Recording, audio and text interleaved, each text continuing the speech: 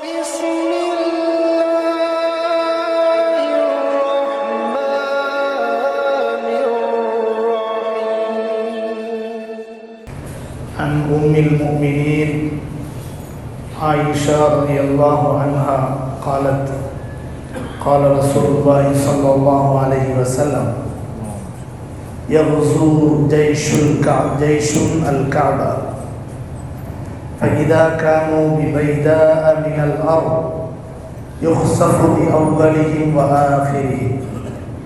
قالت قلت يا رسول الله صلى الله عليه وسلم كيف يخسف بأولهم وآخرهم وفيهم أسواقهم ومن ليس منهم؟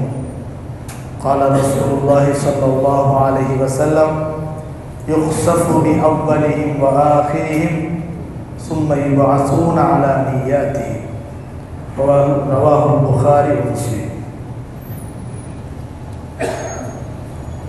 سيدتنا أم المؤمنين ஆயிஷா சித்திகா ரலியல்லாஹு தஆலா அன்ஹா அவர்கள் அறிவிக்கிறார்கள். قال رسول الله صلى الله عليه وسلم அல்லாஹ்வுடைய தூதர் கண்மணி நாயகம் ரசூலுல்லாஹி ஸல்லல்லாஹு அலைஹி வஸல்லம் அவர்கள் அருளினார்கள். யக்ஸு ஜைஷுன் அல் கஅபா, ஒரு பெரிய பட்டாளம் காபாவை இடிப்பதற்காக வேண்டி போர் தொடுப்பார்கள். காபாவை இடிப்பதற்காக போர் தொடுப்பார்கள். மிகப்பெரிய பட்டாளம். ஃபைதா கானு பிபைதாஅ மினல் அர்த், அந்த பெரிய பட்டாளம் காபாவுக்கு செல்லக்கூடிய பாதையில் ஒரு பெரிய மைதானத்தில் ஒன்று கூடியிருக்கும் போது யுக்ஸஃபு பி அவ்வலிஹிம் வ ஆகிரிஹிம், அந்த பட்டாளத்தினுடைய ஆரம்பம் முதல் கடைசி வரை இருக்கக்கூடிய அத்தனை நபர்களும் பூமிக்குள் சொறிவாங்கப்படுவார்கள், பூமிக்குள்ளே புதையுண்டு விடுவார்கள். காலம் ஆயிஷா ரலியல்லாஹு அன்ஹா கூறுகிறார்கள், இந்த விஷயத்தை நபி ஸல்லல்லாஹு அலைஹி வஸல்லம் சொன்னவுடன் குல்து, நான் கேட்டேன், யா ரசூலுல்லாஹ் ஸல்லல்லாஹு அலைஹி வஸல்லம் கைஃப யுக்ஸஃபு பி அவ்வலிஹிம் வ ஆகிரிஹிம், அந்த பட்டாளத்தினுடைய ஆரம்பம் முதல் கடைசி வரை எல்லோருமே பூமிக்குள் புதையுண்டு விடுவார்கள் என்று சொல்கிறீர்களே, அது எப்படி சாத்தியம்? வஃபீஹிம் அஸ்வாக்குஹும் வமன் லைஸ மின்ஹும், காபாவை இடிக்கின்ற எண்ணமில்லாத எத்தனையோ மக்கள் அந்த பட்டாளங்கள் இருக்கக்கூடிய அந்த இடத்திலே நின்று கொண்டிருக்கலாம். அது கடை வீதியாக இருக்கலாம், கடை வீதியிலே வியாபாரம் செய்து கொண்டிருந்தவர்கள் இருக்கலாம், கடை வீதியிலே அந்த பொருள்களை வாங்குவதற்காக வந்தவர்கள் இருக்கலாம். ஆக அந்த பட்டாளத்துக்கும் அவர்களுக்கும் சம்பந்தமில்லாத ஒரு பொதுமக்கள் அங்கே இருப்பார்கள் தானே. அனைவரும் பூமிக்குள் புதையுண்டு விடுவார்கள் என்றால் அவர்களும் சேர்ந்துதானே புதையுண்டு போவார்கள். அவர்கள் என்ன பாவம் செய்தார்கள், ஏன் அவர்கள் புதையுண்டு விட வேண்டும் என்று பெருமானார் ஸல்லல்லாஹு அலைஹி வஸல்லம் அவர்களிடத்திலே அன்னை ஆயிஷா ரலியல்லாஹு அன்ஹா அவர்கள் கேட்டார்கள். இன்னைக்கு இருக்கக்கூடிய சூழ்நிலை தான், ஒரு சுனாமி வருது அப்படின்னா அதில் நல்லவங்களும் போகிறாங்க, கெட்டவங்களும் போயிடுறாங்க. நிலச்சரிவு கேரளாவில் மிகப்பெரிய அளவில் ஏற்படுது, அதில் நல்லவங்களும் இருக்கிறாங்க, கெட்டவங்களும் இருக்கிறாங்க. பள்ளிவாசல் கூட போயிடுது, தொழுது கொண்டிருக்கக்கூடிய நிலையில் மூத்தா போயிடுறாங்க, ஷஹீதாயிடுறாங்க. இந்த மாதிரி ஏகப்பட்ட உதாரணங்கள் நம்ம இன்றைக்கி நடக்கக்கூடிய விஷயத்தை வச்சு நம்ம சொல்லலாம்.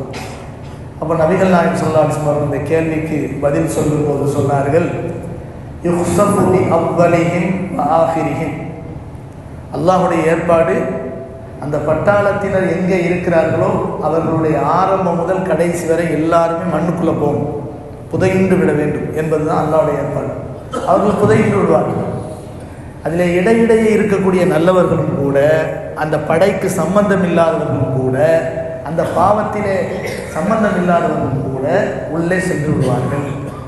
ஆனால் சும்ம யுபஅஸூன அலா நியாத்திஹிம், நாளை மறுமையிலே அவரவர்கள் தங்களுடைய எண்ணங்களுக்கு தோதுவாக நாளை மறுமையில் எழுப்பப்படுவார்கள் என்று நபிகள் நாயகம் ஸல்லல்லாஹு அலைஹி வஸல்லம் சொல்லி காட்டினார்கள். இந்த ஹதீஸ் புகாரி மற்றும் முஸ்லிமில் பதிவு செய்யப்பட்டிருக்கிறது. நம்ம இந்த பாடத்தை நீயத் என்ற பாடத்தை தான் நம்ம பேசிக்கிட்டு இருக்கோம். எண்ணங்கள் பரிசுத்தமாக இருந்தால் அமல்கள் நற்கூலி வழங்கப்படும். அமல்கள் எவ்வளவு பெரிதாக இருந்தாலும் எண்ணங்கள் தூய்மையாக இல்லை என்றால் அது அமலாகவே கருதப்படாது என்பதுதான் நம்முடைய இந்த ஹதீஸினுடைய பாடத்தினுடைய தலைப்பு. இந்த நிலையில் நபிகள் நாயகம் ஸல்லல்லாஹு அலைஹி வஸல்லம் சொல்லக்கூடிய இந்த விஷயம் நமக்கு ஒரு விஷயத்தை முக்கியமாக கவனத்தில் வைக்கிறது. இன்னொரு முக்கியம், காபாவை அல்லாஹ் பாதுகாப்பான். பல சந்தர்ப்பங்களில் காபா முழுமையாக, சில நேரங்களில் போர்க்களங்களில் சின்ன சின்ன சிதறிகோள்கள் ஏற்பட்டிருக்கு. அதெல்லாம் ஹஜ்ருல் அஸ்வத் கல்லையே தூக்கிட்டு போயிருக்கிறாங்க. அது 8 துண்டுகளாக உடைக்கப்பட்டிருக்கு. இன்றைக்கி இருக்கக்கூடிய அந்த ஹஜ்ருல் அஸ்வத் கல் இருக்குது பார்த்தீங்களா, அது மொத்தமான கல் அல்ல. அது ஒரு அமாலிகா கூட்டத்தினர் எடுத்து சென்ற அந்த போர்க்களத்தில் 8 துண்டாக உடைக்கப்பட்டு அது பின்னால் திரும்பவும் காபா பக்கத்தில் கொண்டு வரப்பட்டது. அதை எடுத்து என்ன செய்தார்கள், மெழுகுகள் போன்ற ஒரு மெட்டீரியலை வச்சு என்ன செஞ்சாங்க, உள்ளுக்குள் அந்த 8 கற்களினுடைய துண்டுகளை பதிச்சு தான் உள்ளுக்குள்ளே பதிச்சிருக்கிறாங்க. அது முழுமையாக ஹஜ்ருல் அஸ்வத்னு சொல்ல முடியாது. முழுமையாக ஆரம்பத்தில் எப்படி பெரிய கல்லாக இருந்துச்சோ அந்த கல்லினுடைய அமைப்பு இப்போ இல்லை. அது துண்டு துண்டாக பதிக்கப்பட்டது. கொஞ்சம் கூர்ந்து பார்த்தா கூட தெரியும் உள்ள அந்த துண்டுகள் பதிக்கப்பட்டிருக்கு. தொடவே முடியல, எங்கே போய் பக்கத்தில் போய் பார்க்குறது. இப்போ அந்த நிலைமையில தான் இருக்குது. அப்போ ஆக இதுவரைக்கும் காபாவை முழுமையாக ஒரு பட்டாளம் இடித்தார்கள் என்று சரித்திரம் வரலாறு சொல்ல முடியாது. சிதைவுகள் ஏற்பட்டிருக்கு. அபுரஹாவினுடைய வரலாறு நமக்கு நன்றாக தெரியும். யமன் தேசத்தை ஆட்சி செய்த அபுரஹா காபாவை இடிப்பதற்காக வேண்டி என்ன செய்தான், பெரிய யானை படையை எடுத்து அழைத்து கொண்டு வந்தார். யானைக்கும் அரபு நாட்டுக்கும் சம்மந்தமே இல்லை. அரபு நாட்டு மக்களுக்கு யானையே தெரியாது, யானைண்டா என்னடா தெரியாது. அந்த அரபு மக்களெல்லாம் ஆச்சரியமாக பார்த்தாங்க. என்னப்பா இது மாதிரி நம்ம மலையை தான் பார்த்துருக்கோம், மலையை நடந்து போகிற மாதிரி இருக்குது அப்படின்னு பார்த்தாங்க. மலையே யானை நடந்து போனால் மலை நடந்து போகிற மாதிரி தான் இருக்குது, மலையே நடந்து போகிற மாதிரி. எல்லாரும் போய் என்ன செஞ்சிட்டாங்க, போய் அவர்களுடைய இருப்பிடங்களில் ஒளிஞ்சிக்கிட்டாங்க. அதை எதிர்கொள்ள முடியலை. இப்போ கடைசியாக என்ன செஞ்சிச்சு, அந்த யானை படையை காபாவை இடிப்பதற்காக வேண்டி ஓட்டும் போது அந்த யானைப்படை பிளிறியது, அடம்பிடித்தது. காபா பக்கம் போகாமல் அடம்பிடித்தது. மீறியும் அதை விரட்டும் போது யமன் தேசத்தை நோக்கி அது விரண்டு ஓடியது. இந்த நேரத்தில் அல்லாஹ் சுப்ஹானஹு வ தஆலா அந்த யானைப்படையை சின்னஞ்சிறிய கற்களின் மூலமாக அல்லாஹ் என்ன செஞ்சான், சின்னஞ்சிறிய சிட்டுக்குருவியை போன்ற ஒரு பறவையினுடைய மூக்கிலே சொண்டிலே வைத்திருக்கக்கூடிய கொண்டை கடலையை விட சின்ன கற்களை போன்ற அந்த கற்களை கொண்டு அல்லாஹ் அழித்தான். அந்த அழிவு என்பது சாதாரணமான அழிவு இல்லை.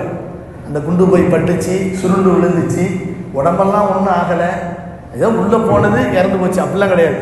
அல்லாஹ் குர்ஆனில் சொல்லும்போது என்ன சொல்கிறான், ஃபஜஅலஹும் கஅஸ்ஃபின் மஅ்கூல். மாட்டினால் மேயப்பட்ட வைக்கோல்கள் எப்படி அடையாளம் தெரியாமல் அப்படியே போயிருந்தோ அந்த மாதிரி இருந்தது அவர்களுடைய அழிவு என்று அல்லாஹ் சொல்கிறான். அதே போல தான் ஹுதைபியாவுக்கு நபி ஸல்லல்லாஹு அலைஹி வஸல்லம் அவர்கள் உம்ராவுக்காக வேண்டி ஹிஜ்ரி 6வது வருஷம் போகும்போது ஹுதைபியா என்ற இடத்தை அடையும் போது நபி அவர்களுடைய செல்லமான பிராணி கஸ்வா என்ற ஒட்டகம், அந்த ஒட்டகம்லாம் காலமும் நபி அவர்கள் வச்சுருந்தாங்க. அந்த கஸ்வா ஒட்டகம் என்ன செஞ்சிருச்சு, ஹுதைபியாவிலேருந்து மக்கா பக்கம் போகாமல் அடம் பிடிச்சிக்கிட்டு கீழே உட்காந்துருச்சு. 2-3 தடவை விரட்டி பார்த்தாங்க, அது போகலை. நபி ஸல்லல்லாஹு அலைஹி வஸல்லம் சொன்னாங்க, இது இந்த கஸ்வா என்ற ஒட்டகத்தின் குணம் அல்ல, கஸ்வா எனக்கு மாறு செய்யாது, இது அல்லாஹ்வுடைய உத்தரவுக்கு இணங்க அது போக மறுக்கிறது. அப்போ மிருகங்களுக்கு சில நேரங்களில் தெரியும், ஒரு இடத்துக்கு போனால் அந்த பக்கம் ஆபத்து வரும்னு சொன்னால் அல்லாஹ் உண்டாக்கக்கூடிய ஒரு இல்ஹாமியத்தான ஒரு உணர்வும் அந்த மிருகங்களுக்கு தெரியும். கொஞ்ச நாளைக்கு முன்னால் சுனாமி ஏற்பட்ட சமயத்தில் அந்தமானில் இருந்த அந்த காட்டுப்பகுதியில் இருந்த சில மிருகங்கள் பறவைகள் எல்லாம் கூக்குரலிட்டு சத்தமிட்டன, கடலை விட்டும் விரண்டு ஓடின என்ற விஷயங்களை எல்லாம் பேப்பரில் நம்ம படித்தோம். இப்போ அந்த மிருகங்களுக்கு சில நேரங்களில் தெரியும், அல்லாஹ் தஆலா ஒரு விதமான உணர்வுகள் எல்லாம் உருவாக்கும். இப்போ அதே மாதிரி தான் காபாவை இடிக்க விடாமல் அல்லாஹ் அவர்களை அழித்து பாதுகாத்தான் இல்லையா. அதே போல் காபாவை கடைசி வரைக்கும் பாதுகாப்பான். ஆனால் அந்த மக்கள் அழிக்கப்பட்ட யாரெல்லாம் காபாவை இடிப்பதற்காக வந்தார்களோ அந்த பட்டாளம் முழுவதும் பூமிக்குள்ளே புதைந்து விடுவார்கள் என்று நபி ஸல்லல்லாஹு அலைஹி வஸல்லம் சொல்லிவிட்டு, யார் நல்லவர்களோ அதுக்கு சம்பந்தம் இல்லாதவர்களோ அவர்களும் சேர்ந்து தான் உள்ளே போவாங்க. ஆனால் நாளை மறுமையில் எழுப்பப்படும் போது அவர்களுடைய எண்ணங்களுக்கு தோதுவாக எழுப்பப்படுவார்கள். நல்லவங்களாக இருந்து உள்ளே போயிட்டாங்கன்னு வச்சுக்கோங்களேன், அவர்களுக்கெல்லாம் ஷஹாதத்து கிடைக்கும். சுனாமியில் எத்தனையோ பேர், இந்தோனேஷியாவிலாம் ஒரு பெரிய பாதிப்பு. அதில் எத்தனை நல்ல முஸ்லீம்கள், எத்தனை பள்ளிவாசல் தொழுது கொண்டிருக்கக்கூடிய நிலையில் கூட அந்த மாதிரியான சூழல். அப்போ அவர்களுடைய நிலைமை என்ன? அல்லாஹ் நாடினால் அவர்களுக்கு ஷஹாதத்தை கொடுப்பான். காரணம் இது அவர்களுடைய இயற்கையாக வரக்கூடிய மரணம் இல்லாமல் வந்த ஒரு மௌத். கடலில் மூழ்கி இறப்பது, அடிபட்டு இறப்பது, இதெல்லாம் ஷஹாதத்தினுடைய அந்தஸ்தில் வரும் என்பதை நபி அவர்கள் நமக்கு சொல்லித் தருகிறார். அல்லாஹ் சுப்ஹானஹு வ தஆலா குர்ஆனிலே சூரா அல் அன்ஃபால் என்ற அத்தியாயத்திலே சொல்லி காட்டுகிறான். 25வது வசனம், வத்தகு ஃபித்னத்தன் லா துஸீபன் அல்லதீன ஸலமு மின்கும் ஹாஸா வஅலமு அன்னல்லாஹ ஷதீதுல் இகாப். அல்லாஹ் சொல்கிறான், வத்தகு அஞ்சிக் கொள்ளுங்கள், அல்லாஹ்வை அஞ்சிக் கொள்ளுங்கள். வத்தகு ஃபித்னத்தன், ஒரு ஃபித்னாவை நீங்கள் பயந்து கொள்ளுங்கள், ஒரு வேதனையை பயந்து கொள்ளுங்கள். ஃபித்னா இந்த இடத்துல வந்து வேதனைன்னு அர்த்தம். வத்தகு ஃபித்னத்தன் லா துஸீபன் அல்லதீன ஸலமு மின்கும் ஹாஸா, அநியாயம் செய்யக்கூடியவர்களை அழிப்பதற்காக வரக்கூடிய அந்த வேதனை அநியாயக்காரர்களை மட்டும் அழிக்காது. லா துஸீபன் அல்லதீன ஸலமு மின்கும் ஹாஸா, உங்களில் இருக்கக்கூடிய அநியாயக்காரர்களை மட்டும் குறிப்பாக அழித்து விடாது, மாறாக அனைவரையும் சேர்த்து அந்த இடத்துல இருக்கக்கூடிய எல்லாருக்குமே அந்த பாதிப்பு உண்டாகும் என்று அல்லாஹ் சொல்றார். வத்தகு ஃபித்னத்தன் லா துஸீபன் அல்லதீன ஸலமு மின்கும் ஹாஸா வஅலமு, அறிந்து கொள்ளுங்கள், அன்னல்லாஹ ஷதீதுல் இகாப், நிச்சயமாக அல்லாஹ் வேதனை கொடுப்பதில் மிகவும் கடுமையானவன் என்று அல்லாஹ் சொல்கிறான். அதே போலதான் அந்த ஆயத்தினுடைய விளக்கம் தான் இது. உண்டாகக்கூடிய அந்த வேதனை உலகத்தில் உண்டாகும், ஆனால் அது குறிப்பாக சில பேரை மட்டும் என்ன செய்யாது, தொட்டுவிட்டு செல்லாது. யார் அந்த பகுதியில் இருக்காங்களோ எல்லோரையும் தான் என்ன செய்யும், அது பாதிக்கும். ஆனால் நாளை மறுமையில் எழுப்பப்படும் போது யார் நல்லவர்களோ அவர்கள் நல்லவர்களாக எழுப்பப்படுவார்கள், யார் கெட்டவர்களோ அவர்கள் கெட்டவர்களாக எழுப்பப்படுவார்கள், அவர்களுடைய எண்ணங்களுக்கு தோதுவாக எழுப்பப்படுவார்கள் என்பதாக நபிகள் நாயகம் ஸல்லல்லாஹு அலைஹி வஸல்லம் அவர்கள் ஹதீஸின் மூலமாக நமக்கு சொல்லித் தருகிறார்கள். எனவே உலகத்திலே நாம் வாழும்போது எப்போதுமே நல்ல எண்ணம் உடையவர்களாக வாழ வேண்டும். அந்த எண்ணம் இருந்தால் ஏதாவது ஒரு பாதிப்பின் மூலம் அல்லாஹ் பாதுகாக்க வேண்டும். சில அசம்பாவிதங்களின் மூலம் திடீர் மரணங்கள் நிகழ்ந்து விட்டாலும் நிச்சயமாக அந்த மரணம் சிறப்பான மரணமாக இருக்கும். நல்லவர்களை பொறுத்தவரை எந்த நிலையிலும் அந்த மரணம் கெட்ட மரணமாக மாறிவிடாது. காரணம், அவருடைய உள்ளத்திலே கலிமா எப்போதும் ஊசலாடி கொண்டே இருக்கும், கலிமா எப்போதுமே இருந்து கொண்டே இருக்கும். எனவே அவர்கள் நல்ல மரணத்தை அடைவார்கள். எனவே நம்முடைய எண்ணங்களை பரிசுத்தமாக்க வேண்டும் என்பதுதான் இந்த ஹதீஸினுடைய நோக்கமாகும். அல்லாஹ் தூய்மையான எண்ணங்களை நம் அனைவருக்கும் தந்த அருள் புரிவானாக. வாஹிரு தாவானா அல்ஹம்துலில்லாஹி ரப்பில் ஆலமீன்.